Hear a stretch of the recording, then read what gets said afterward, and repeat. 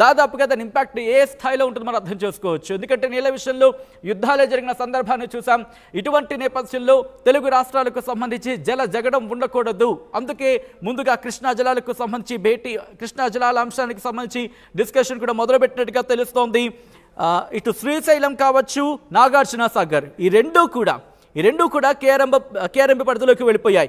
ఎందుకంటే నాగార్జున సాగర్కి సంబంధించి మనం చూసాం, శ్రీశైలం ఇన్ఫ్యాక్ట్ నాగార్జున సాగర్ దగ్గర తెలంగాణ ఎన్నికల సందర్భంలో అక్కడ ఎటువంటి వాతావరణం నెలకొంది, ఒక యుద్ధ వాతావరణం నెలకొందని చెప్పుకోవచ్చు.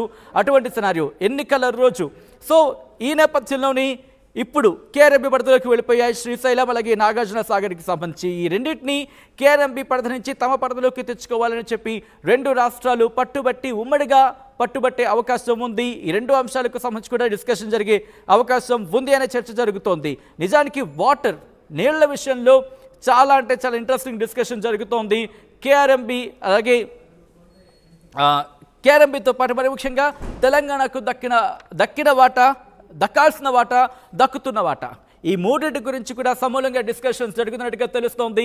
నీళ్ల వాటాలో కూడా ఎవరు తగ్గేదే లేదు అన్నట్టుగా వ్యవహరిస్తున్నట్టుగా తెలుస్తోంది. ఇదే డిస్కషన్ జరిగే అవకాశం చాలా ఉందనే చెప్పుకోవాలి. ఇటు రెండు తెలుగు రాష్ట్రాలకు సంబంధించి అధికారులు కూడా భేటీ అయ్యారు గతంలో, కానీ ఎక్కడ తగని అంశం కింద చెప్పుకోవచ్చు. సో ఈ నేపథ్యంలో కృష్ణా రివర్ మేనేజ్మెంట్ బోర్డుకి సంబంధించి ముఖ్యంగా కృష్ణా జలాల విషయంలో ఇద్దరు డిస్కషన్ జరిగే అవకాశం పుష్కలంగా ఉందనే మాట వినిపిస్తోంది. విజువల్స్ మీరు చూస్తున్నారు. ప్రజాభవన్కు చేరుకున్నారు నారా చంద్రబాబు నాయుడు. అప్పుడు భట్టి విక్రమార్క డిప్యూటీ ముఖ్యమంత్రి, ఆయనను స్వాగతం పలికిన విజువల్స్ మీరు చూస్తున్నారు. అలాగే తెలంగాణ ముఖ్యమంత్రి రేవంత్ రెడ్డి ఆయనకు స్వాగతం పలుకుతున్న విజువల్స్ మీరు చూస్తున్నారు. అపర చాణక్యుడు అని ఆల్రైట్ ఎక్స్క్లూజివ్ విజువల్స్ మీరు చూస్తున్నారు. ఆంధ్రప్రదేశ్ ముఖ్యమంత్రి నారా చంద్రబాబు నాయుడు, తెలంగాణ ముఖ్యమంత్రి రేవంత్ రెడ్డి, అలాగే ఇటు మీటింగ్కి సంబంధించి ఈ విజువల్ బహుశా మిస్ అయినట్టుందని చెప్పుకోవాలి. ముఖ్యంగా భేటీ ప్రారంభమయ్యే ముందు శాలువతో సన్మానించిన తర్వాత ఒక పుస్తకం అది నాకు కాస్త క్లియర్గా లేదు, లేకపోతే చదివి వినిపించే ప్రయత్నం చేద్దాను మీకు నేను. సో మీకు ఎప్పుడో చెప్పాం, అందరికన్నా ముందుగా, అందరికన్నా వేగంగా, అందరికన్నా ఖచ్చితత్వంతో మిమ్మల్ని సమాచారం ఇచ్చే ప్రయత్నం చేస్తామని చెప్పి. ఇది ఇంతవరకు ఎవరు ప్లే చేయని విజువల్, మీరు ఇంతవరకు ఎక్కడ చూడని విజువల్. బహుశా మరి కాసేపట్లో మిగిలిన తెరల మీద మీరు చూడొచ్చేమో, కానీ ఆర్టీవీ మీకు ఎప్పుడో చెప్పింది, అందరికన్నా ముందుగా, అందరికన్నా వేగంగా, అందరికన్నా ఖచ్చితత్వంతో మీ ముందు ఇచ్చే ప్రయత్నం చేస్తామని చెప్పి. విజువల్స్కి సంబంధించి మీరు ఎక్కడికైనా వెళ్ళండి, కానీ ఎక్స్క్లూజివ్ ఫస్ట్ ఆన్ కావాలంటే మాత్రం తప్పకుండా ఆర్టీవీ. అవును, ఎందుకంటే మాకు ఆ ఘనత కట్టబెట్టారు తెలుగు రాష్ట్రాల ప్రజలు, తెలుగు ప్రజలు ఆర్టీవీకి పట్టం కట్టారు. ఎన్నికల నుంచి ఈ రోజు వరకు కూడా సోషల్ మీడియాలో ఎక్కడ చూసినా ఆర్టీవీ ప్రభంజనం కొనసాగుతుందని చెప్పుకోవాలి. అంతటి ఘనకీర్తిని కట్టబెట్టారు తెలుగు ప్రజలు. ఈ నేపథ్యంలోని అందరికన్నా ముందుగా మేము ముందుంచే ప్రయత్నం చేస్తున్నాం. కాళోజీకి సంబంధించి పుస్తకం, కాళోజీ నా గొడవ పుస్తకం కదా అని, కాళోజీ నా గొడవ పుస్తకం కదా అది. ఆ పుస్తకాన్ని ఆయనకి ఇచ్చిన విజువల్స్ మీరు చూస్తున్నారు. చాలా ఇంట్రెస్టింగ్ డిస్కషన్స్, చాలా ఇంట్రెస్టింగ్ డిబేట్స్ జరిగే అవకాశం ఉందని చెప్పుకోవచ్చు.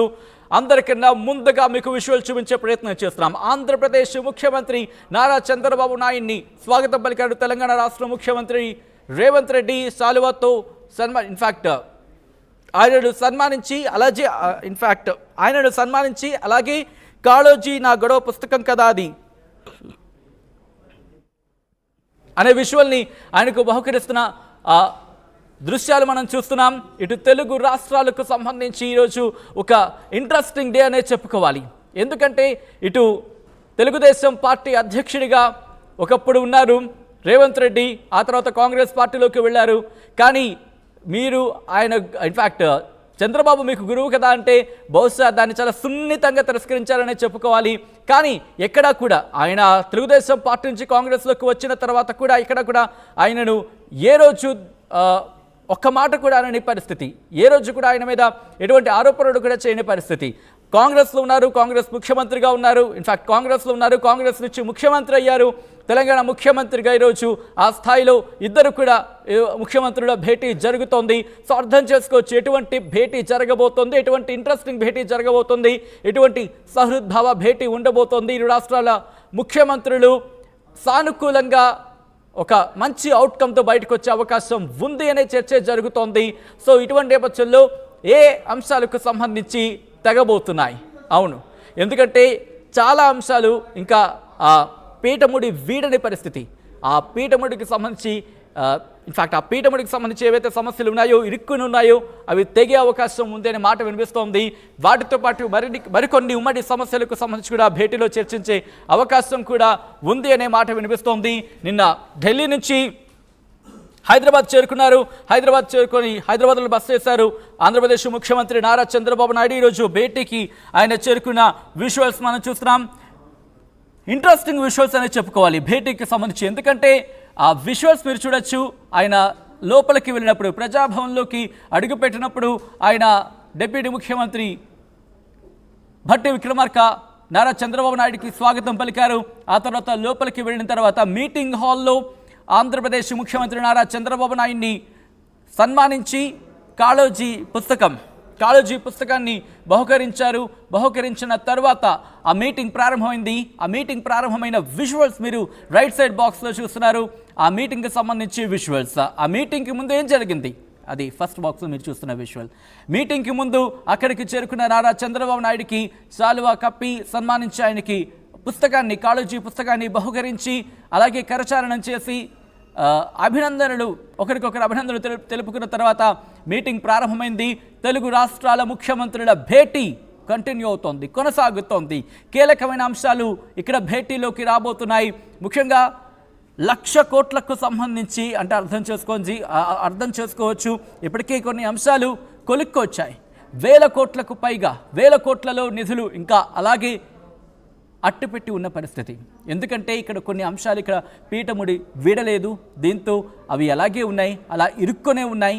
ఈరోజు వాటి మీద 10 ఏళ్ల తర్వాత ఉమ్మడి రాజధానిగా ఉంది. ఇన్నాళ్ళు జూన్ 2 వరకు కూడా ఉమ్మడి రాజధానిగా ఉన్న పరిస్థితి.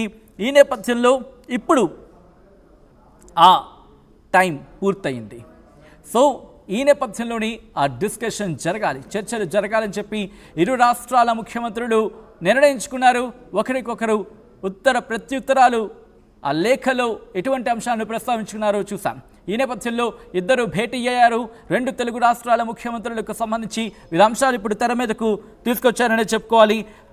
కృష్ణా వాటర్, దాంతోపాటు ఇటు భద్రాచలంకి సంబంధించి గోదావరి పరివాహక ప్రాంతం కింద చెప్పుకున్నా, లేకపోతే ఇటు భద్రాచలంకి సంబంధించి 7 మండలాలు, దాంతోపాటు 5 గ్రామాలు. ఆ 7 మండలాల్లోని 5 గ్రామాలు, అక్కడ 5 గ్రామాల ప్రజలు మేము తెలంగాణలో కలిసిపోతామంటూ పట్టుబడుతున్న పరిస్థితి చూసాం. ఇదే అంశాన్ని వ్యవసాయ శాఖ మంత్రి తుమ్మల నాగేశ్వరరావు కూడా ప్రస్తావించారు, లేఖలో ప్రస్తావించారు. తెలంగాణ ముఖ్యమంత్రి రేవంత్ రెడ్డికి పంపించారు ఆ లేఖను. పంపించిన లేఖలో ఈ అంశాన్ని ప్రస్తావించారు. సో ఈ అంశం కూడా ఈరోజు భేటీకి రాబోతోంది. అంటే అర్థం చేసుకోవచ్చు ఈ భేటీకి ఎంత ప్రాధాన్యత ఉంది అనేది. ఒక్కసారి అవుట్ అండ్ అవుట్ మీకు భేటీలోకి వచ్చే ఆ పాయింట్స్ నేను మీకు వివరించే ప్రయత్నం చేస్తాను. ఆ తర్వాత ఇన్ డీటెయిల్గా మళ్ళీ ఒకసారి మాట్లాడుకునే ప్రయత్నం చేద్దాం. తెలంగాణ తెర మీదకు తీసుకొస్తున్న అంశాలకు సంబంధించి మాట్లాడుకుంటే కనుక ఏపీలో కలిపిన 7 మండలాలను వెనక్కి ఇవ్వాలి అనేది ప్రధాన డిమాండ్ ఇక్కడ వినిపిస్తోంది. దాంతోపాటు విద్యుత్ బకాయిలకు సంబంధించి 24,000 కోట్లు ఉన్నాయి, అవి చెల్లించాలనేది రెండో డిమాండ్గా ఇక్కడ మనకు వినిపిస్తోంది. దాంతోపాటు కృష్ణపట్నం, మచిలీపట్నం, గంగవరం